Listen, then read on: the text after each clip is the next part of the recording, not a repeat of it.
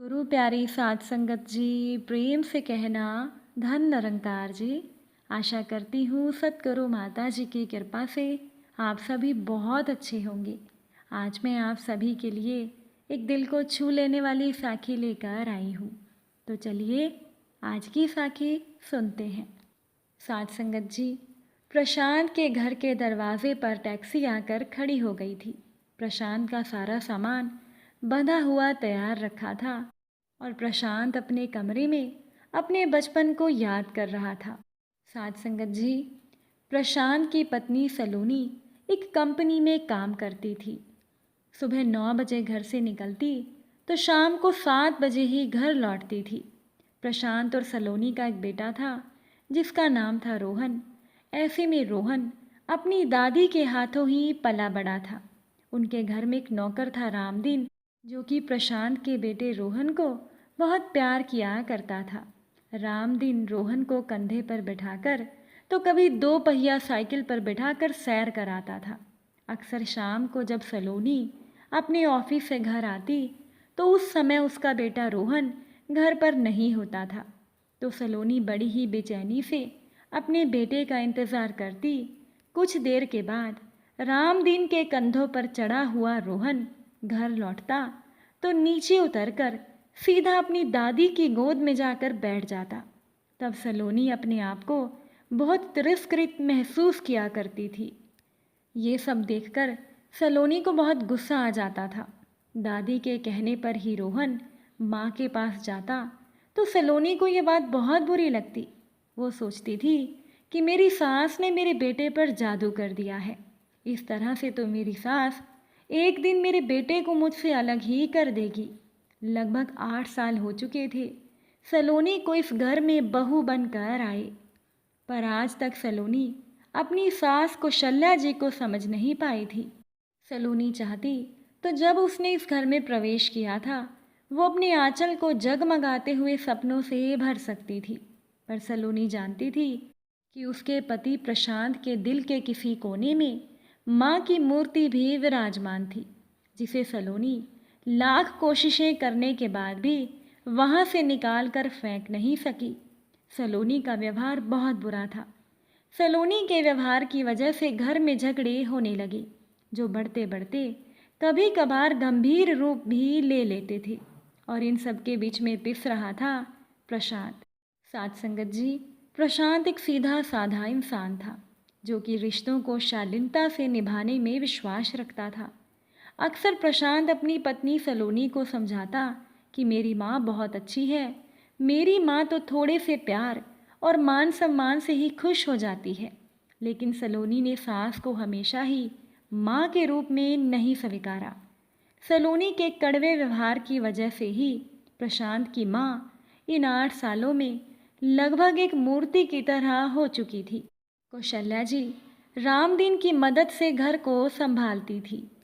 जब कभी भी कौशल्या जी का दिल सलोनी के प्रति ममता से भरता तो वो सोचती, कभी ना कभी तो मेरे बहू के दिल में भी मेरे लिए प्यार जरूर जागेगा, तब मैं अपनी बहू को गले से लगा लूँगी। लेकिन सलोनी की बेरुखी इतनी ज़्यादा थी कि वो रोज़ किसी न किसी बात पर कौशल्या जी से लड़ाई झगड़ा करती रहती थी। जब कौशल्या जी दुखी हो जाती तो वो अपने कमरे में जाती और उनकी आंखों में आंसू आ जाते। लेकिन वो ये नहीं चाहती थी कि उनका बेटा प्रशांत घर के झगड़ों की वजह से दुखी हो जाए, इसीलिए वो अपने आंसुओं को बेटे के सामने पोंछ लेती थी। अब एक दिन प्रशांत ने आकर अपनी माँ को कहा कि माँ, मेरी तरक्की हो गई है और मेरा तबादला भी हो गया है। ये सुनकर कौशल्या जी हैरान हो गई और कहने लगी, तबादला भी हो गया? प्रशांत खुशी में बोला, हाँ माँ, अब हमें मुंबई जाना होगा। मेरे ऑफिस की तरफ से हमें घर भी मिलेगा और गाड़ी भी मिलेगी। माँ, तुम खुश हो ना? कौशल्या जी ने दिखावटी हंसी दिखाते हुए कहा, हाँ बेटा, मैं बहुत खुश हूँ। कौशल्या जी ने प्रशांत के सर पर हाथ फेरा और उनकी आंखों में वात्सल्य छलक आया। प्रशांत वहाँ से उठकर चला गया। शाम को जब सलोनी ऑफिस से घर लौटी और उसे इस बात का पता चला तो उसे बहुत गुस्सा आया। वो प्रशांत से कहने लगी, तुमने ये प्रस्ताव क्यों स्वीकार किया? अगर नए शहर में तुम्हारा वेतन बढ़ेगा तो उससे कहीं ज़्यादा नुकसान मेरी नौकरी छूटने से ही हो जाएगा, और फिर इतने बड़े शहर में हमें आसानी से नौकर भी नहीं मिलेगा। तुम तो जानते हो रामदीन हमारे साथ नहीं चल पाएगा, क्योंकि उसका परिवार यहीं रहता है। उसके बूढ़े माता पिता की जिम्मेदारी भी रामदीन पर है। ये फैसला लेने से पहले एक बार मुझसे पूछ तो लेते। सलोनी इस खबर से बहुत गुस्से में थी। सलोनी ने रामदीन से कहा, तेरे साहब का तबादला मुंबई हो गया है, क्या तुम हमारे साथ चलोगे?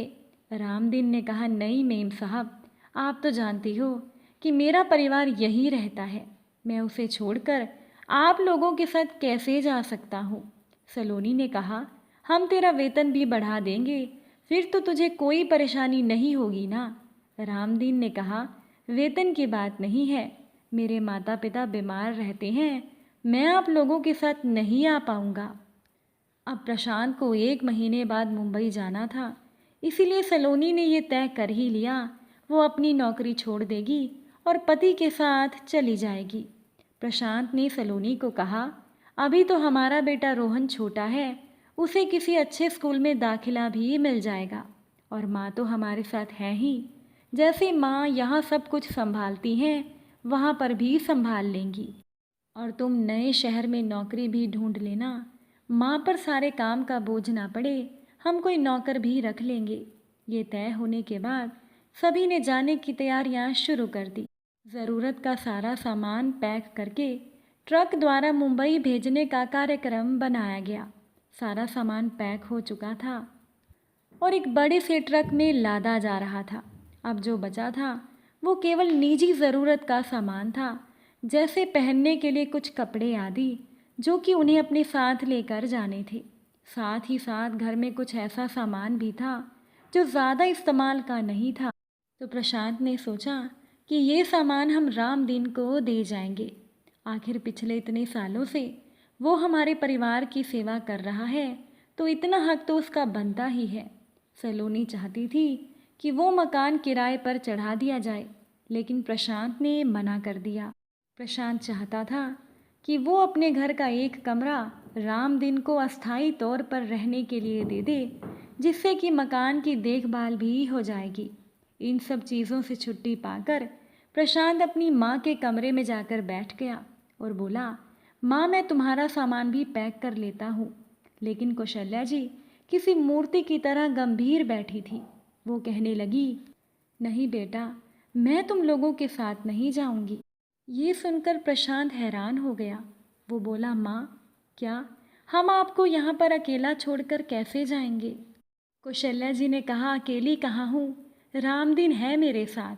प्रशांत ने कहा, माँ वो तो पराया है, अपने तो हम हैं, हमें तुम्हारी देखभाल करनी चाहिए, हम तुम्हें अकेला नहीं छोड़ेंगे। कौशल्या जी ने कहा, बेटा क्या अपना क्या पराया, जो प्यार करे वही अपना, जो ना करे वही पराया।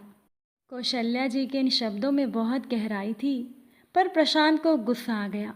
वो कहने लगा, माँ क्या तुम सलोनी के दोषों की सज़ा मुझे दोगी?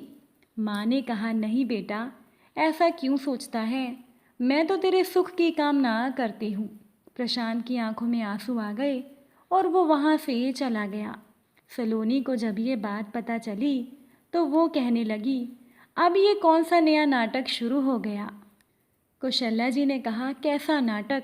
सीधी सी बात है, मैं मुंबई नहीं जाना चाहती, मेरी इच्छा का भी कोई मूल्य होना चाहिए। सलोनी ने कहा, इच्छा की बात नहीं है, आप मुझसे बदला लेना चाहती हैं। आप ये अच्छे से जानती हैं रामदीन हमारे साथ नहीं जा सकता, और मैं रोहन को अकेले नहीं संभाल सकती। वो आपके बिना नहीं रहेगा, उसे संभालना मेरे बस की बात नहीं, इसीलिए आप मुझे परेशान करना चाहती हैं। कौशल्या जी ने कहा, बदला? बदला तो मैं गैरों से भी नहीं लेती, फिर तू तो मेरी अपनी बहू है। जिस दिन तुम्हारी समझ में ये बात आ गई मुझे लेने आ जाना, मैं तुम्हारे साथ चलूँगी। इतना कहकर कौशल्या जी कमरे में चली गई। रात को फिर से प्रशांत और सलोनी के बीच बहस होने लगी। उनकी आवाज़ें कमरे के बाहर तक सुनाई दे रही थी। सलोनी कह रही थी, तुम्हारी माँ दुनिया को दिखाना चाहती है हम उनको साथ लेकर नहीं जा रहे। वो हमारी बदनामी करवाना चाहती हैं। वो दिखाना चाहती हैं कि उनका बहू और बेटा बुरे हैं और बुढ़ापे में उन्हें अकेला छोड़कर चले गए।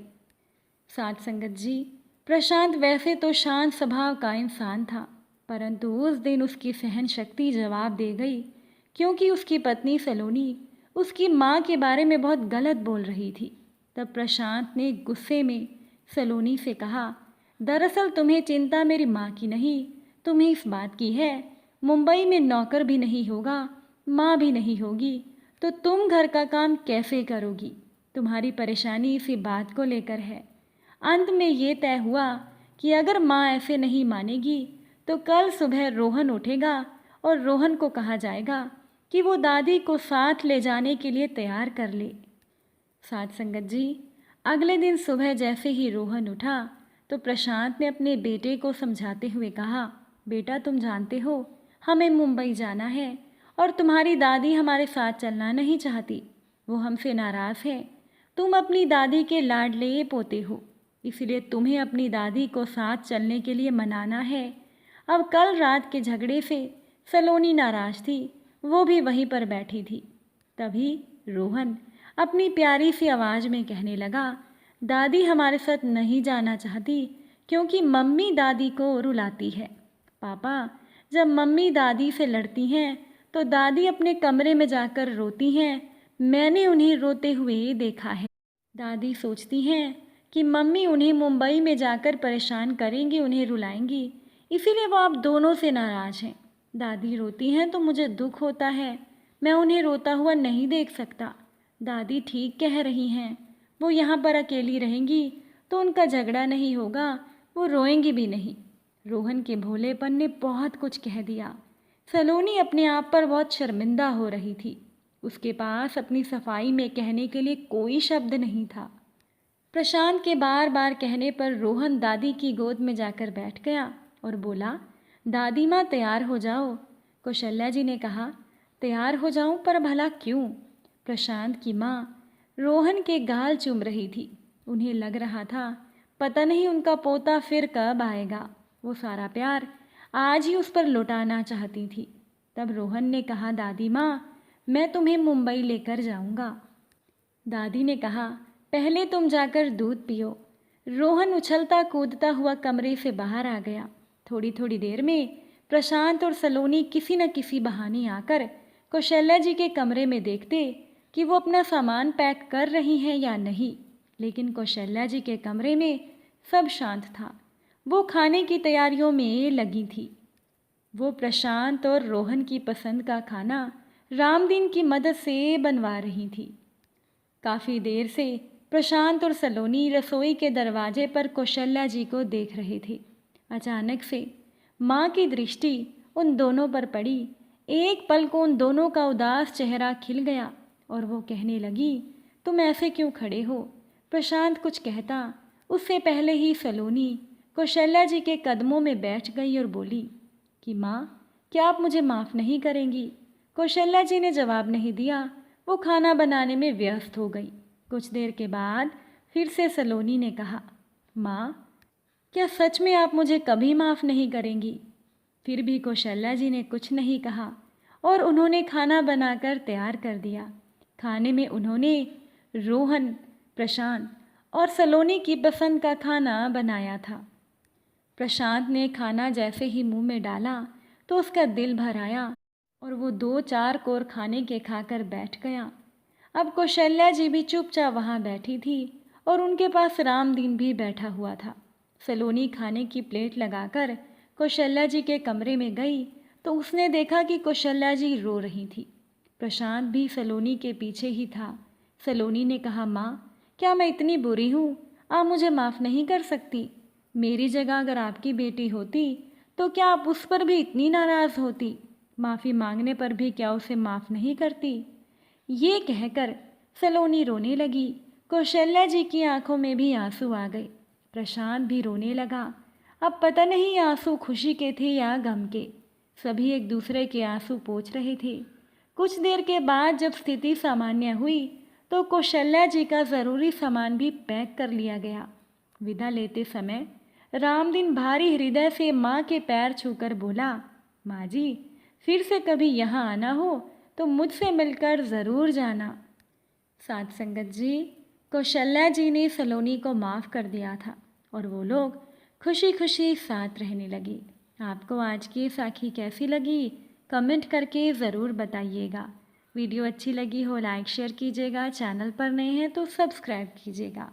आप सभी से फिर मुलाकात होगी एक नई साखी के साथ। साथ संगत जी प्यार से कहना, धन निरंकार जी।